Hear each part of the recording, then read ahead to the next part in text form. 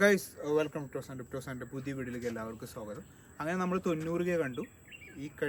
നമ്മൾ കഴിഞ്ഞ 2 ദിവസം അപ്ഡേറ്റ് ചെയ്താൽ നിരന്തരമായി നമ്മൾ അപ്ഡേറ്റ് ചെയ്യുന്ന ഡോജ് ഷിബൊക്കെ അത്യാവശ്യം ഗെയിം കണ്ടു. നമ്മളെല്ലാവരും ഹാപ്പിയാണ്. ഇപ്പോൾ എല്ലാവർക്കും ഒരു കൺസേൺ ഉണ്ട്, ഇനി എന്താണ് പ്ലാൻ, സ്പോട്ട് സെല് ചെയ്യേണ്ട സമയം എന്താണ്, ഇനി ഫുൾ ടൈം ബുൾ മാർക്കറ്റ് ആണോ, എപ്പോഴാണ് ബുൾ മാർക്കറ്റിൻ്റെ പീക്ക്, നമ്മൾ എങ്ങനെയാണ് ഇനി ഇപ്പോൾ എൻട്രി എടുക്കാൻ പറ്റുമോ എന്നുള്ള ഡൗട്ടുകളാണ് നമ്മളുള്ളിലുള്ളത്. നമ്മൾ ഒന്നാമത്തെ കാര്യം എന്ന് പറയുന്നത്, നമ്മളൊരു പാരബോളിക് പോസ്റ്റ് റീഅക്യുമുലേഷൻ, ഹാൾവിങ്ങിന് ശേഷമുള്ള റീഅക്യുമുലേഷന് ശേഷമുള്ള ഞാൻ നിങ്ങളോട് എപ്പോഴും പറയുന്ന ആ ഒരു ഫേസിലാണ്.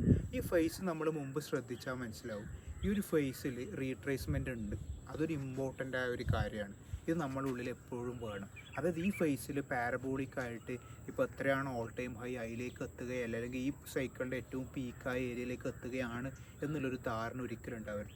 ഉദാഹരണത്തിന് 2016 ഇങ്ങനെ ഒരു റാലിൻ്റെ ഇടയിൽ 3 തവണ റീട്രേസ്മെൻ്റ് ഉണ്ടായി. 2020 നിങ്ങൾക്കറിയാം, കോവിഡിൻ്റെ സമയത്ത് ഒരു വലിയ റീട്രേസ് ഉണ്ടായിരുന്നു. 56%, എനിക്ക് തോന്നുന്നു 58% ഡൗൺ വന്നിരുന്നു. അതും ഈ പറയുന്ന ഹാൾവിങ്ങിൻ്റെ ഈ ശേഷമുള്ള പോസ്റ്റ് അതായത് ഉദാഹരണത്തിന് 2020 ഓൾ ടൈം ഹൈ 19K ആണെന്ന് തോന്നുന്നു, എനിക്ക് തോന്നുന്നു. അതിന് മുമ്പത്തെ ഒരു 8000 ആയിരുന്നു ഓൾ ടൈം ഹൈ. അപ്പോൾ 8000 ബ്രേക്ക് ചെയ്ത് നല്ലവണ്ണം രീതിയിൽ ഗ്രോത്ത് ചെയ്തിട്ട് അത്യാവശ്യം നല്ലോണം ഡൗണിലേക്ക് BTC വന്നിട്ടാണ് പിന്നീടുള്ളൊരു ഹോൾ ടൈം ഹൈ ആയ 69Kയിലേക്ക് വന്നത്. അപ്പോൾ നമ്മൾ മനസ്സിലാക്കാനുള്ളതെന്ന് പറഞ്ഞാൽ, ഈ പോസ്റ്റ് ഹാൾവിങ്ങിൻ്റെ വലിയ ഗ്രോത്തിൻ്റെ ഇടയിൽ എന്തുണ്ടായിട്ടുണ്ട്, ഈ ഒരു റീട്രേസ്മെൻറ്റ് ഉണ്ടായിട്ടുണ്ട്. ഇത് നിങ്ങൾ റെഡിയായി നിൽക്കണം.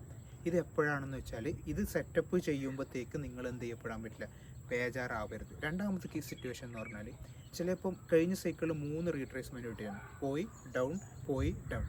ചിലപ്പോൾ 1 ആയിരിക്കും കിട്ടുക, ചിലപ്പോൾ 2 ആയിരിക്കും. ഇതിൻ്റെ പ്രശ്നം എന്താണെന്ന് പറഞ്ഞാൽ, ഒരു റീട്രേസ്മെൻറ്റ് കിട്ടിയതിന് ശേഷം സാധാരണഗതിയിൽ ജനങ്ങളൊക്കെ ഒന്ന് പേടിച്ച് അയ്യോ ബിയർ മാർക്കറ്റിലേക്ക് പോയി വാങ്ങാതിരിക്കുകയും, വീണ്ടും ഒരു ഹൈ കണ്ടതിന് ശേഷം റീട്രേസ്മെൻറ്റ് കിട്ടിയ ബൈ ദ ഓപ്പർച്യൂണിറ്റി വരെ നിൽക്കുകയും ചെയ്യുമ്പോൾ പിന്നെ ചിലപ്പോൾ കുറച്ച് ഹൈ വന്ന് ബിയർ മാർക്കറ്റിലേക്ക് പോകും. അപ്പോൾ നമ്മളെ സംബന്ധിച്ചിടത്തോളം ഇനി അങ്ങോട്ട് ഉള്ള ഇപ്പോൾ ഫസ്റ്റ് റീട്രേസ്മെൻറ്റ് വന്നതാണെങ്കിൽ ഓക്കെ എന്നുള്ളത്, പിന്നീട് ഒരു ലേറ്റ് ഓപ്ഷൻസ് ആണ്. പിന്നെ സ്പോട്ട് ഓപ്ഷൻ എന്ന് പറയുന്നത് പൊതുവേ ലേറ്റായ ഒരു കാര്യമാണ് എന്നുള്ള കാര്യം കൂടി ഓർക്കുക. അപ്പോൾ ഈ ഒരു സംഭവം എപ്പോഴും മനസ്സിലാണ്.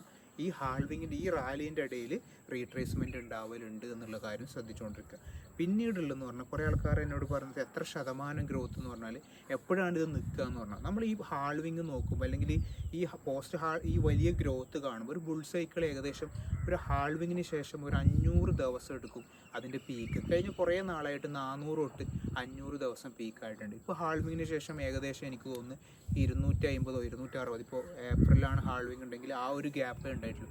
അപ്പം ഏകദേശം കണക്ക് പ്രകാരം ജൂൺ അല്ലെങ്കിൽ ജൂലൈ അല്ലെങ്കിൽ ആഗസ്റ്റ് സെപ്റ്റംബർ ആ ഒരു റേഞ്ചിലായിരിക്കണം ബുൾ മാർക്കറ്റിൻ്റെ പീക്ക് ഉണ്ടാവേണ്ടത്.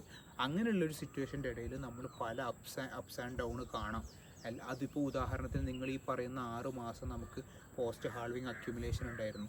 എത്രയോ ലോയിൽ നമുക്ക് കിട്ടിയിരുന്നു. എന്തുകൊണ്ട്? ലോ ആയുമ്പോൾ നമ്മുടെ സെൻറ്റിമെൻറ്റ്സ് എൻ്റെയർ മാറും, നമുക്ക് ടെൻഷൻ കൂടും, നമ്മൾ സെല് ചെയ്ത് പോകും, നമുക്ക് ബൈ ചെയ്യാൻ പോലും ഉണ്ടാവില്ല. നിങ്ങൾ ശ്രദ്ധിച്ചാൽ മനസ്സിലായി, എപ്പോഴും എല്ലാവർക്കും ആവേശം എന്ന് പറയുന്നത് BTC 20K ആകുമ്പോൾ വാങ്ങാൻ അല്ല, BTC 80K ആവാനും 90K ആകുമ്പോഴാണ് കൂടുതൽ ആൾക്കാർ ക്രിപ്റ്റോ മാർക്കറ്റിലേക്ക് വരിക, ബൈ ഉണ്ടാവുക. അപ്പോൾ അവരെപ്പോഴും പുറത്തിടാൻ ശ്രമിക്കും, അവരെപ്പോഴും ഡൗണിലേക്ക് ആക്കാൻ ശ്രമിക്കും. ആ ഒരു ബോധം എന്നും ഉണ്ടാണ് ഞാൻ നിങ്ങളോട് പറയാണ്. ഈ ഒരു ഗൗരവത്തിൽ തന്നെ എടുക്കുക, സിസ്റ്റമാറ്റിക്കലി മൂവ് ചെയ്യുക. Okay, by.